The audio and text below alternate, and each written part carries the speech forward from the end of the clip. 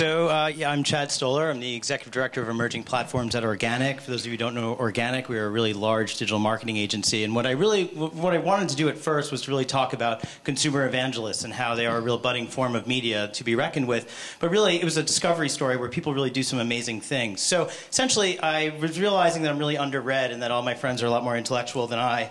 And I decided I need to start reading and reading fast. So clearly, I needed to get the new Kindle. And the old Kindle wasn't good enough. I needed the new one because it's better.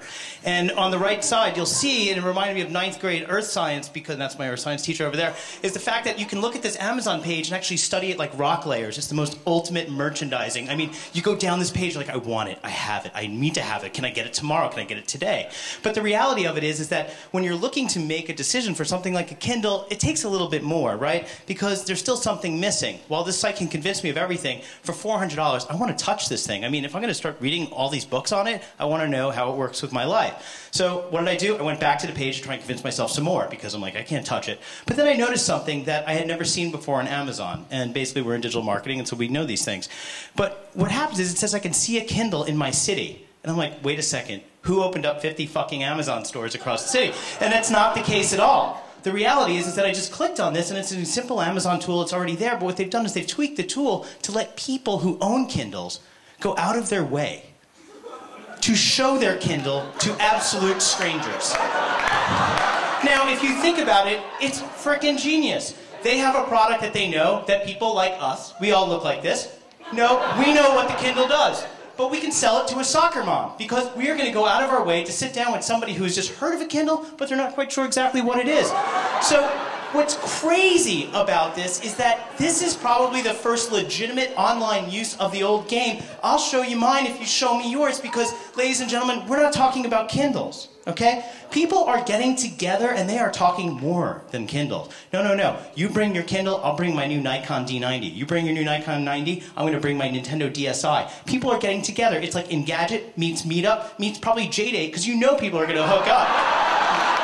Now, this freaks me out. I've been in advertising for 18 fucking years, okay? And what we normally do is we take a lot of money, okay? And we work with brands to get products in people's hands, and we do tours, we get trucks, we got boy bands, and we hire people. We hire people for $10 an hour, $20 an hour to tell you about a product. But the reality of it is that who do you want to hear it from? I guarantee you, anybody who has sat down with a Zune guy has heard everything about a Zune, correct? Or this guy who's $10 an hour working in Costco sampling toilet paper. So the web obviously has allowed us to do connections better than ever before. But think about other past technologies and how it could have been if they had the web. Like the Betamax, superior format than VHS. They just didn't have porn. Okay, but then you also have the PC Junior, which probably wasn't such a bad computer, except Apple kind of killed it. So if you think about other products that people have done a lot of research for, people are proud when they buy a car. Anybody who can avoid this guy and get right to the car is probably willing to take you for a test drive and convince you, because that person's probably looking for a little reassurance. Or what about wine snobs? We all know a friend that knows more about wine than we do, and they tell you about it, right? So if you think about it, right? And also, these places, they don't even have any places to advertise anymore. Okay?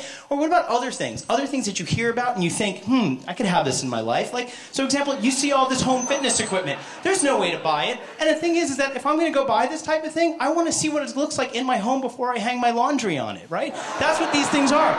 And then at the other side, you want to see how buff is this dude who bought it, because that could be you. Now, there's other things that are out there, right? I mean, there's people who want to try new hair products and makeup and stuff like that. There's people trying to grow hair. Wouldn't you want to meet somebody and be like, hey, I'm looking to grow some hair and do that? And then what about, hair removal?